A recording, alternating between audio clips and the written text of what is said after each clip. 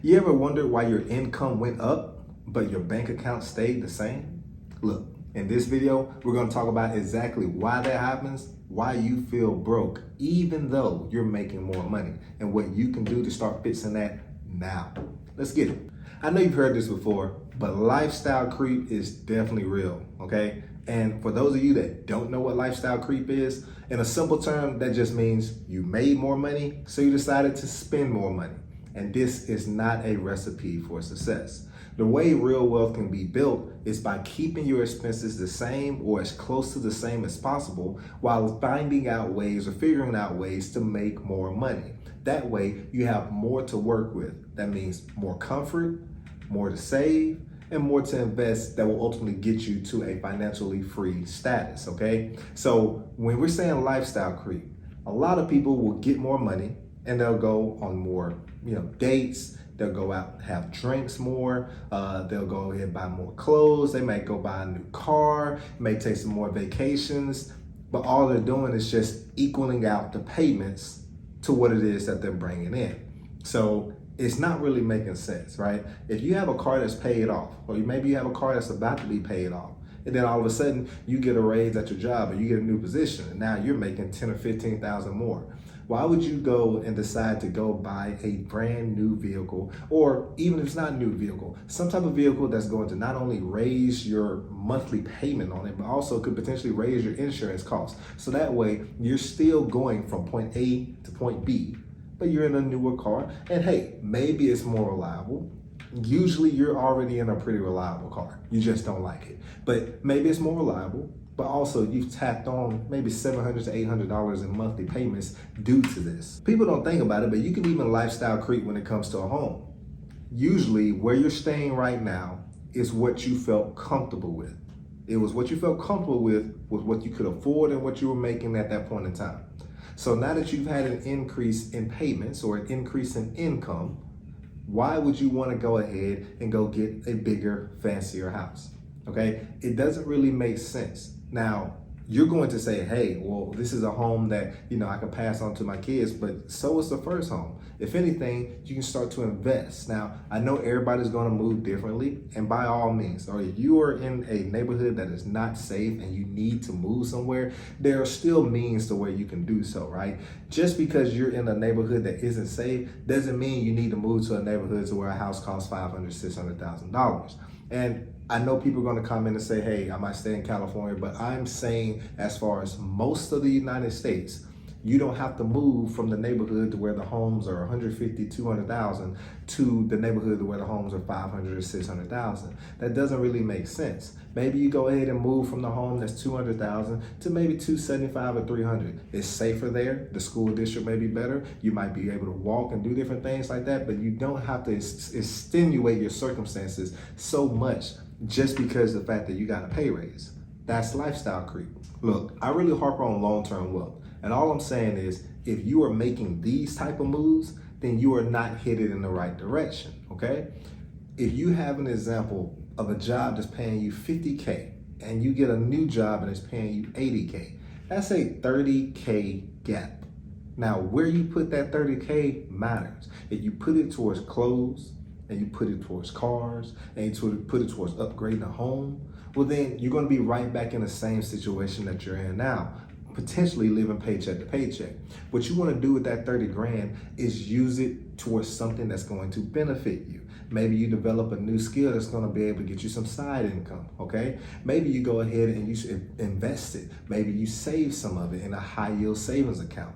There are plenty of better things that you can do with this money other than just spending it, okay? You have to really think about this. Once money touches your hand, it's not meant to just go and just be spent on something that's not gonna bring any value towards you.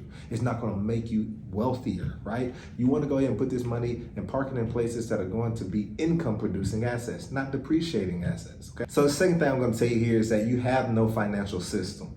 So what I mean by that is just money is just coming in and it's going out. You can't even keep up with it. The only thing you might be able to tell me is how much you get paid. And you might even be off by a couple $100s on that. What I'm saying is you should be looking at your bank account statement. Go ahead and maybe look at your last three. You can see on average what is coming in, whether you get paid every week, 2 weeks, a month. You should be able to say what on average is coming in, and then you should be able to say what on average is going out. In the category of going out, you should be able to say, okay, which one of these is necessities, right?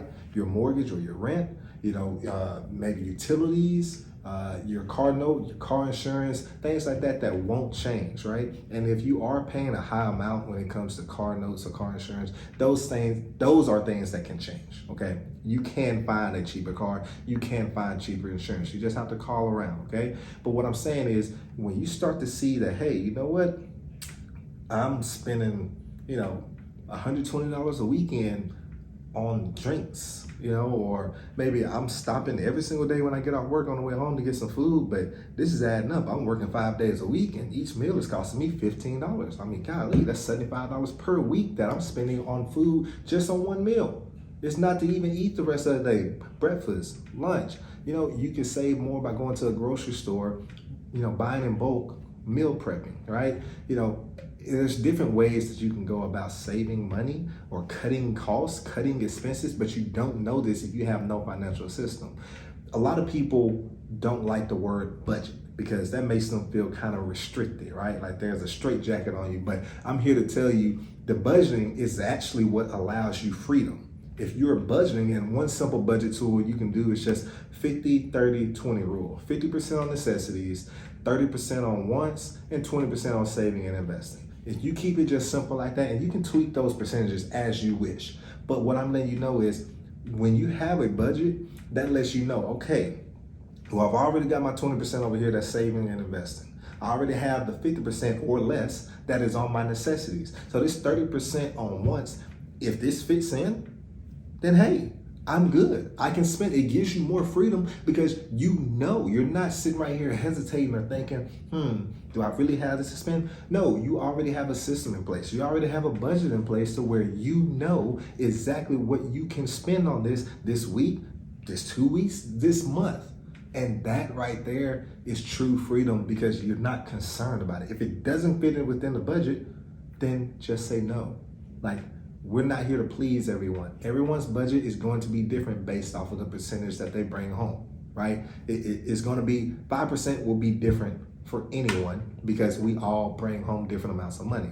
But what I'm saying is, if that's not within your budget and that's going to set you back, well then, we have to start saying no. And it's okay. A lot of people respect you and salute you for your grind that you're on because they're starting to see, hey, no, this person isn't just talking about it. They're really about their money. They're really trying to go ahead and get into a better situation, not only for themselves, but maybe for their family, maybe for future generations. But it starts somewhere, and it has to start with you being able to just go ahead, buckle down, get a financial system in place, get a budget in place, and have at it.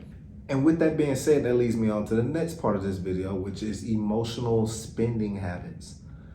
You may not even think about this, but probably since you were a kid, you were taught that, hey, when there's something great happening, we will celebrate. When there's something bad that's happened, we will also, quote unquote, celebrate or try to make ourselves feel better, right? So, hey, you know what? If you made a bad grade on this test, your friends might be like, hey, you know what? Let's get this off your mind. Let's go out and let's get something to eat. Or let's go out, let's get something to drink. Or you might be solo and just say, hey, you know what? I'm not really feeling well. This has got me down. I'm gonna go ahead and buy these new shoes I've been wanting. It can be the opposite. It could be, hey, you know what? I did great on this test. Your friends are saying, let's go out and celebrate. Let's go have some lunch. Let's go have a drink. Let's go on this vacation. Girl, get that shirt. Hey, bro, get those shoes. Man, you deserve it. Deserve is a word that can potentially leave you broke. Stay with me on this. You deserve financial freedom. You deserve a lot of things. If the only thing that you can relate this word deserve to is the fact that I worked hard, and so because I worked hard, I should then spend this money that I worked hard for on something that is materialistic, something that is depreciating in value, something that is not going to bring me any return. Well, we got to fix the mindset first. And that's what a lot of you have to understand. You can't even make the change if you aren't even aware that there's a problem. And that goes for other categories than just, finances, right? If you aren't aware that there is even a problem, there is no way you can make a change because you're thinking everything is fine. So when it comes to this emotional spending, you have to have that in check and know that, hey, you know what?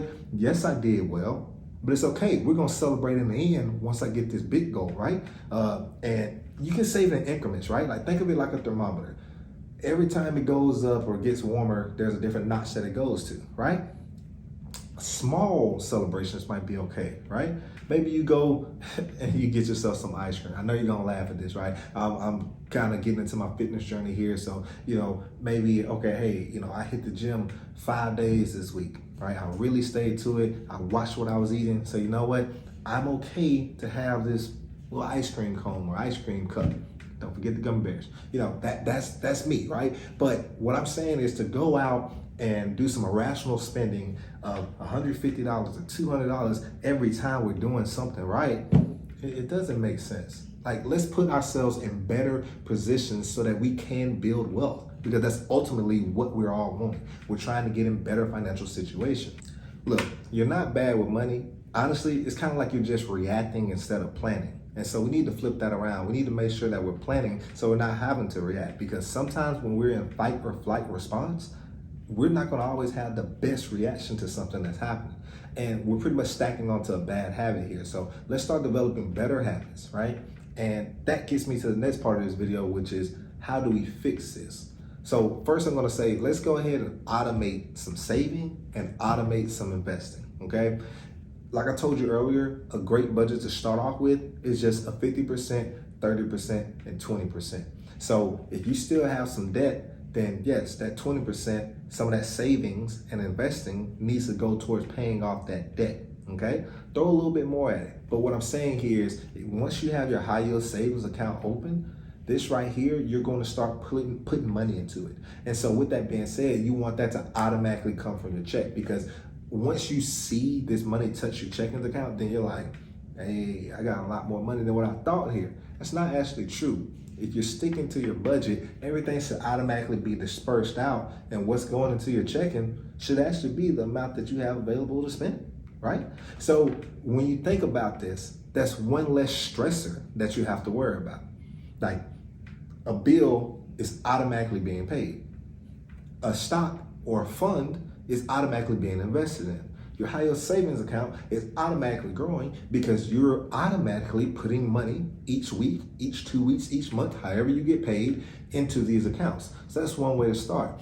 Like I say with the budget, actually write it down. Take a look at your statements, and you should be reflecting this each month, because we want to track our net worth each month, right? We want to make sure that we're trending upwards in the right directions instead of negative. And if we are trending backwards, we need to figure out, why did this month trend backwards? Let's fix that problem so the next month we're back in the right direction and trending up. The only way you can do this is by taking a look at your bank statements.